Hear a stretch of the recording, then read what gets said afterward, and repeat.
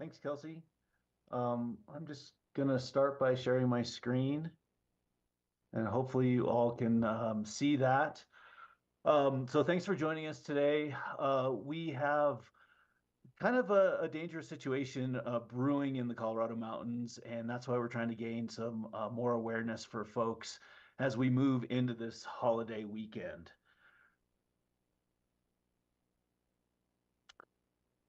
We're in the middle of a pretty big transition. It's been a pretty dry year, and we've had fairly low avalanche danger during a period that's often dangerous for us, the last holiday, kind of between Christmas and New Year. And that's changing right now. It started really over the last couple of days. We've actually got one avalanche warning out today in Colorado. But this build in avalanche danger from low danger last week to considerable and high danger, we're going to see more high danger into the weekend, is kind of lining up with this holiday weekend. And so what we're seeing is this progression from a week ago where you could really go a lot of different places in Colorado, almost anywhere in the mountains, and look at fairly low avalanche risk to a period now where the danger is spreading over much greater extent of the Colorado mountains. It's getting more likely to trigger these avalanches, and the size of these avalanches is increasing.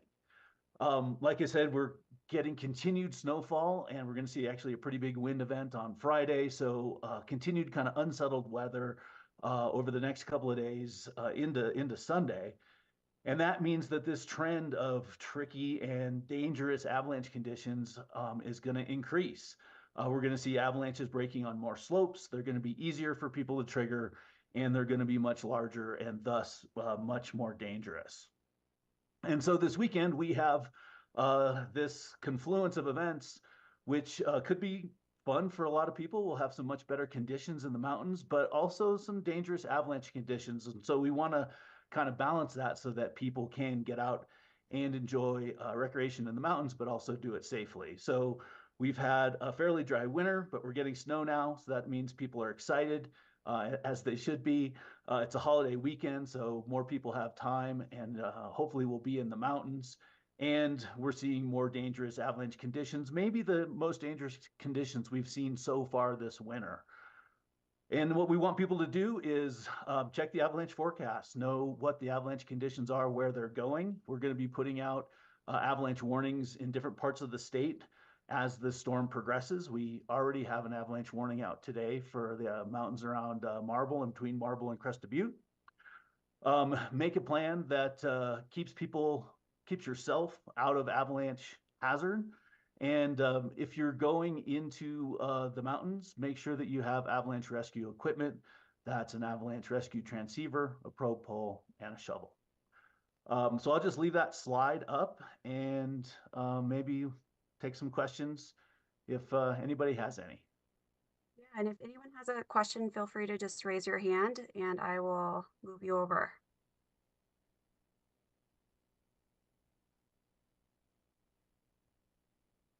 All right, so I think Steve, you're up first.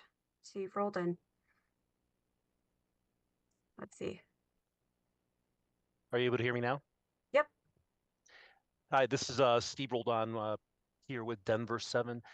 Was looking to see if you guys can actually, I'm not sure whoever answers this, but whoever answers it, if we can take it full screen without the graphic just for interview purposes and for editing purposes for our story, that'd be awesome. So sorry, what do you want to see? You want to see If we me? can see, yeah, whoever was answering the question, if we can see them full screen, that'd be great. Um, Perfect. Yeah. So I take it this is Ethan. Ethan, question for you. You had said going into the mountains, are are we and we have the conditions right now that are unsettled, easier to trigger. Talk to us about the this danger that you said we have the perfect conditions right now. And when we say up in the mountains, are we talking about people skiing or people, or is it mostly people out in the back country areas of the mountains? Yeah, so those are great questions, Steve. So what we are talking about is in backcountry areas. So avalanche conditions in the ski areas are going to be quite different. The forecasts that we put out are describing what the avalanche conditions are, the potential for triggering avalanches in backcountry areas of Colorado. And so these are snowpack areas that are just natural. There's not any group of people that is doing active avalanche hazard mitigation in these areas. And so it's national forest land, wilderness areas, any snow-covered slopes that are outside of operating ski areas. Perfect. And I know just kind of highlight this. We talked about the conditions. Basically, said everything's pretty much just kind of ripe to happen, and it's going to be easily triggered as far as some of these backcountry activities, right? Yeah, so in order to have avalanche accidents, we really need two things. We need people out in the backcountry, and we need the potential for avalanches to happen in those areas. And we're going to see both this weekend.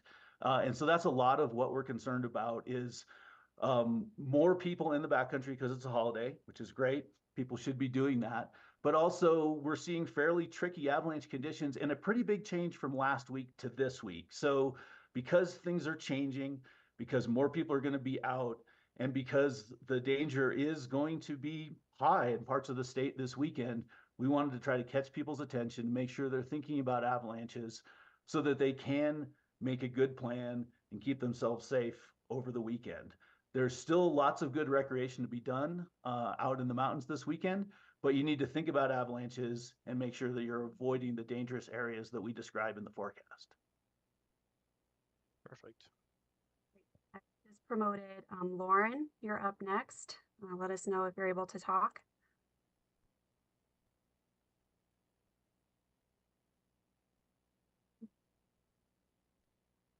Looks like you might be muted. Hi, what about now? Perfect. Wonderful. Hi, Ethan. My name is Lauren. I'm with 9 News. I just have a question. I am wondering what happens if people do not follow the precautions that you are recommending. What could the consequences be? Well, the worst consequences could be they could get killed. Avalanches kill on average 6 people a year in the Colorado mountains. So far, we've had no fatal accidents this year, which is great. Part of why we're doing this is that we hope to keep that trend. We hope people get through the weekend with no serious accidents. Involvements in avalanches can vary dramatically from just a scary experience to a fatal accident. So this is pretty serious. Um, and it's hard for us sometimes to talk about it because we're talking about recreation where we're all trying to have a good time, but also that there is some danger out there. And I think what we want people to do is to remember the mountains of Colorado are a wonderful place. There's lots of hazards out there, winter and summer, but there are also hazards that we can manage. Avalanches are just another one of those. People can avoid this hazard, but they need to do it purposely. That's by getting good information so they know what they're going to face and having a plan that keeps them away from the dangerous areas. Wonderful. Thank you so much. Sure.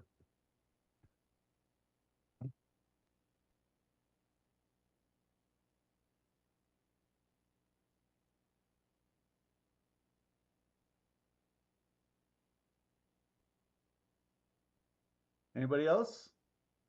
Really appreciate everybody being here today, helping us getting the word out. Up. Looks like another question from Caroline. Yeah, hi. Can you hear me okay? I can. Awesome. I'm with Aspen Public Radio. Two things. The first one is there any extra concern given the fatality that we saw near Lake Tahoe yesterday with that incident? And then the second thing is, in kind of layman's terms, what should people really be looking for when they're out? What kind of conditions on the slopes might people see? Like, I'm sure if people are considering going out to the backcountry, they already know. But if you just want to break it down in like layman's terms, what kind of snow and conditions should people be looking for so they know not to trigger an avalanche?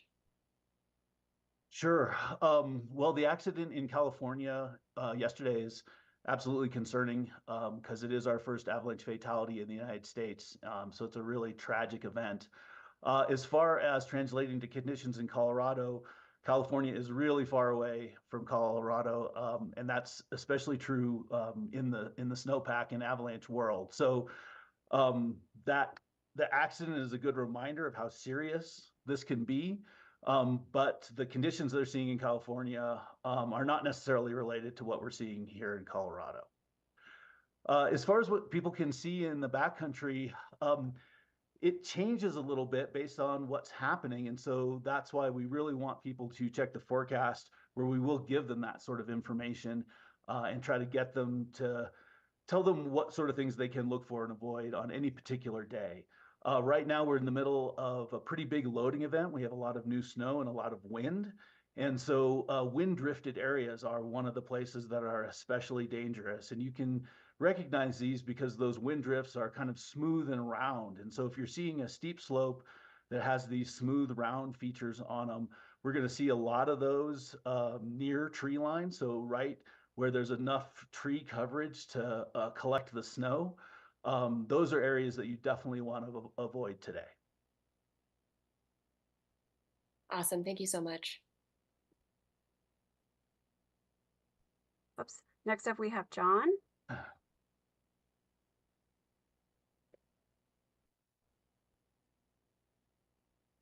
John, we're ready for you. My screen, it says that his audio is connecting. Okay. All right.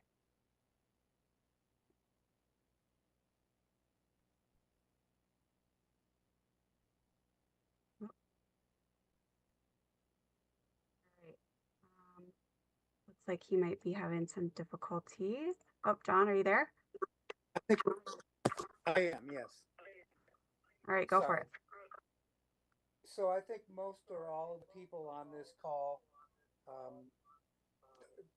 understand how the snowpack deteriorates over time. I think you're probably getting an echo. I hope not. Can you just explain in layman's terms what happens to a deteriorating or decaying snowpack that's been dried out and there's been a lack of snow, and then you get these kind of high fall events with wind loading? In other words, the explanation for what has happened to the snowpack over the past years. Yeah, I think I understand your question, John. You were a little broken, but I think I got most of it. So the snowpack in the Colorado mountains, if you dig down into it, it has layers. It's a layered structure. These layers form through different weather events, whether that's a big snowstorm or windstorm like we're seeing now, or a dry period like we saw earlier in the winter. We tend to see avalanches that break at the interface of those layers. And so that's why understanding the layers and tracking the layers is a big part of what we do at the CAIC. These long dry periods, they cause the snow to actually change physically and creates a very weak structure. While that's sitting on the surface, that's not that big of a deal, which is why we saw low danger last week. But when you start to pile snow onto that weak snow that formed on the old surface, that's a recipe for avalanches. And the more snow and the faster you pile it on, the more dangerous that's going to be. And that is exactly why we're seeing what we're seeing today and why we're warning people about increasing danger into the weekend. Thanks, John. Looks like next up we have Joe. Unless, John, did you have something else? No, I was just going to say that was perfect. Thank you. Thanks for the question. This is Joe Reese from Onyx Backcountry. Can you, Ethan, can you speak about the dynamic zones and how that will come into play here potentially as this forecast changes? Yeah, absolutely. Thanks, Joe. A really good example is what happened this morning. We had issued a forecast yesterday afternoon for considerable danger over most of the state. We had broken it up into these different zones based on kind of some subtleties that were happening in different places. We saw more snow come in overnight than we expected in a fairly small area between the town of Marble and the town of Crested Butte, give or take. And so we carved that piece out of the larger zone this morning at about 6 o'clock and issued an avalanche warning for a place that was part of a bigger forecast zone yesterday, but because of changes in the conditions over a small period of time, there was a much smaller area where the danger was higher, and we wanted to warn people about that. So the dynamic zone system allowed us to do that rather than talking about that same large area with a smaller, more dangerous place in it. We were able to actually show people that visually on the map. Thank you. Thank you. Well, we don't have any hands raised at the moment. I'm going to give whoever's phone number ends 5338 an opportunity to talk since you can't raise your hand. So if you have something to say, jump in there. Otherwise, if anyone else has a question, feel free to raise your hand or type it in the chat. Otherwise, we'll wrap up. Oh, looks like John, we will bring you over.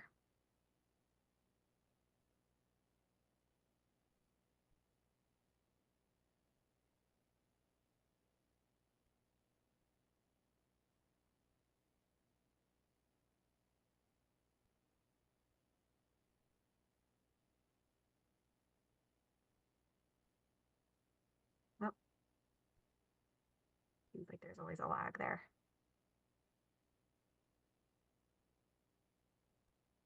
John, did you have a question?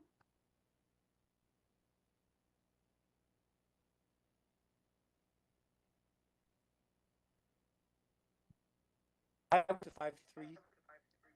Sorry, I was the 5338 number, so I'm good. Thank you. Okay, great. Steve? Yeah, just had a quick question. This is probably more so for Kelsey or either Ethan. Hopefully we don't need to reach out this weekend, but are we going to have a PIO available this weekend if we need to do follow-up story or get some more information out there as far as the avalanche danger this weekend? Yes. I'm happy to give my phone number is listed. Our PIO number is listed on our website, which I can put in the chat for you all.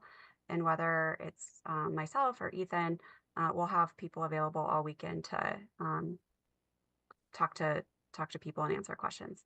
Perfect. Thank you so much. And again, hopefully we don't have to reach out. So, but yeah. Agreed. Yeah, we're hoping that you'll broadcast all of this and everyone will have a great, fun weekend and go back to work tired and regaling their stories on Tuesday. There you go. That's what we want. All right. Well, unless anyone has final questions, this was our first virtual press conference. So we're learning and hopefully it was useful to you all. I will share the phone number and you can also find it on our website, but of course, reach out if anyone has follow-up questions. Ethan, do you have any parting words? No, just thank you very much for attending and your interest in this and your help getting the word out. And like Kelsey said, please reach out to us if there's anything else we can do. We appreciate your help. Thank you, guys.